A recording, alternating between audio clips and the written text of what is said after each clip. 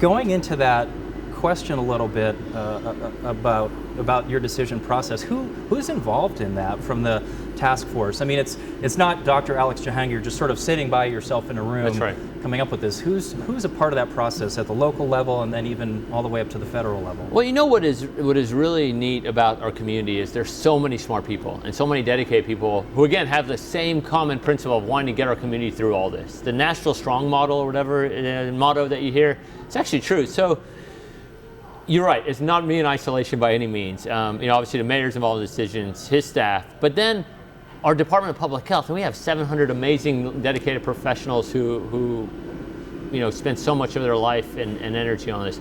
The business community, I mean, when this comes around decisions about reopening businesses or closing businesses, the people who are impacted, are in those decisions. Our healthcare systems, I mean, I've had the opportunity to really get to know all of our healthcare systems and the leaders, and again see that their drive of what gets them going is also helping our community. And then beyond that, our county mayors around in our region, I've had great opportunity to build relationships with our state leaders, and I speak to whether it's Commissioner Piercy or somebody on the governor's staff, and I know the mayor spends a lot of time speaking to all these leaders. I mean, there's so many people. I mean, you can't even make a quick list. And then I would say on a personal level, for me, it's been really neat. Dr. Hildreth at Meharry Medical College, who's been, obviously he's a renowned expert prior to all this in infectious disease, and he's got a heck of a background, has led a heck of an organization there.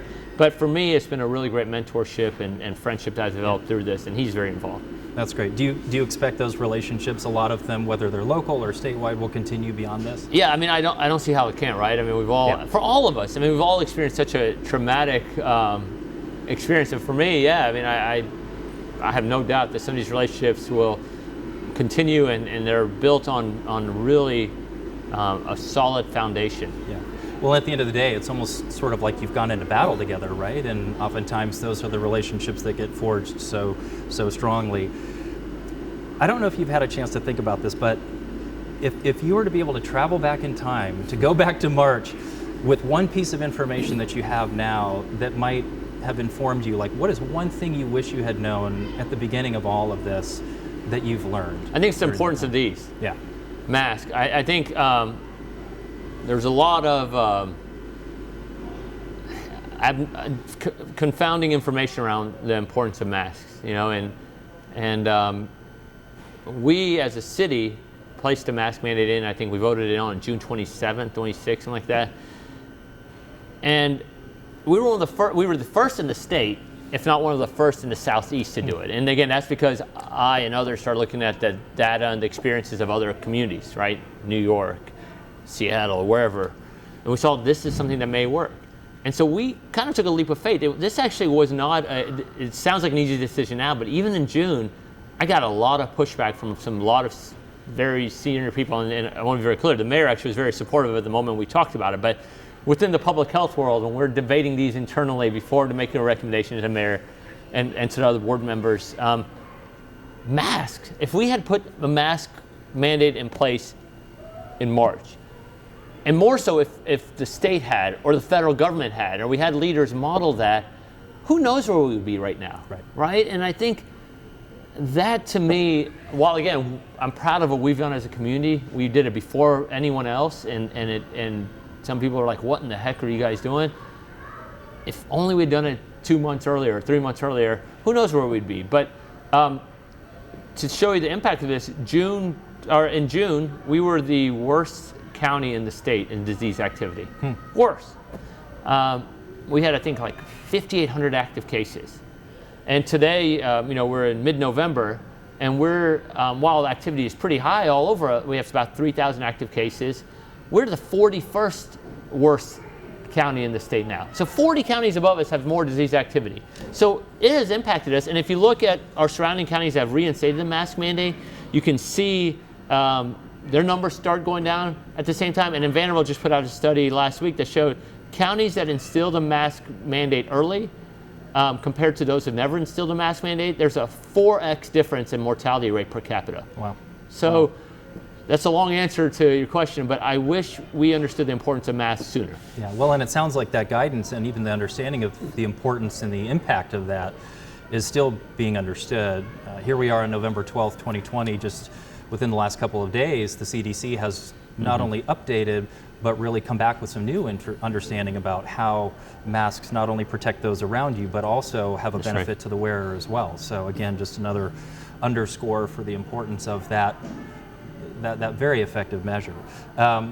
With the masks, we're now kind of in that conversation about a vaccine potentially being available, and the timeline for that is somewhat hard to understand at this point, but there is a lot of promise around a vaccine coming. Is that a signal to back off of any of these measures, or like, are we in the clear, or do we need to kind of stay on the gas with these other measures and wait for the vaccine to get here appropriately? Well, I think, and for those watching, we didn't actually tee that up, but that's a heck of a great question, because it is promising. Like this week, I'm always a hopeful person, but man, I have hope, right? We have great results shown from the Pfizer trial, which shows that the vaccine has a 90% efficacy rate. To give you an understanding, measles and mumps have a 90+% efficacy rate.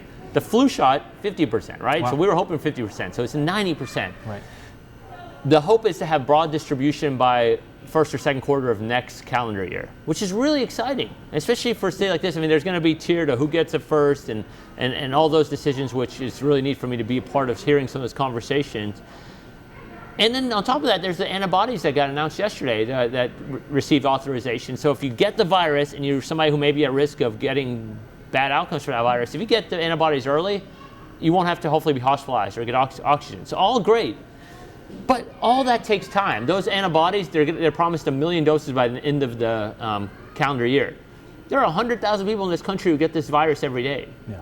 So that supply will run out in 10 days in theory, right? So with that said, there is hopefully now a finish line. If this is a marathon, maybe we're at mile 15, okay? So you got to keep going. We can't say there's the finish line, I'm good, because you're still at mile 15. You got 11 more miles to go. And so I think that is so critical, the question you ask, and the message that I hope the audience and others will take is, this is the most important thing, social distancing. I mean, Thanksgiving's coming up, and you know, Thanksgiving for me is a really important holiday. I usually have about 80 people, my cousins all get together. We can't do that this year, right? We're keeping our close circle. Keep it to 10 people or less. 40% or 35% of our spread in this community right now happens at people's homes. You know, and then 20% happens at 28%, happens at work. And what happens at work, it's not that you and I are on the assembly line working together. It's we finish our work and we go to the break room. Or we go and we're friends and we maybe, you know, someplace a little do closer. something. Take off our mask, put down our guard. We cannot get complacent. That's so critical right now, Steve. I mean, we cannot get complacent, but the finish line is hopefully there. And we're starting to see it, and we just need to get to it. 332 people, and I believe the number today, have died in Nashville. Of Nashville residents have died in Nashville. 16 in the past week. Wow. I mean, it is hard, but we can do this, guys. Yeah. So it's the equivalent in some ways, you know, for example, people that are familiar with taking antibiotics, there's a course of antibiotics, and sometimes people will get halfway through that course and then they'll be like, I feel great, and they'll back down, but really they need to just keep that final push all the way through. That's right. So that's a what great this is about. That's a great analogy. Yeah.